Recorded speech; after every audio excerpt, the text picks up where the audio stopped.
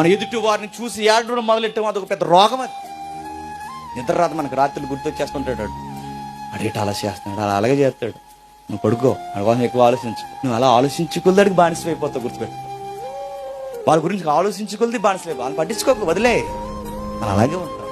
ఈ బుద్ధి కుటుంబాల్లో ఉన్నా, స్నేహాల్లో ఉన్నా, పరిచర్యలో ఉన్నా, ఎక్కడున్నా నేను చెప్తున్నాను, దెబ్బ తింటారు.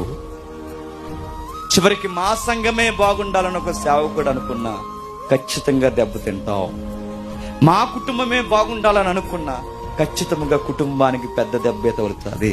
అందరూ బాగుండాలనుకో. ఆటో డ్రైవర్లు రాసుకుంటున్నారండి బయట, ఏమని?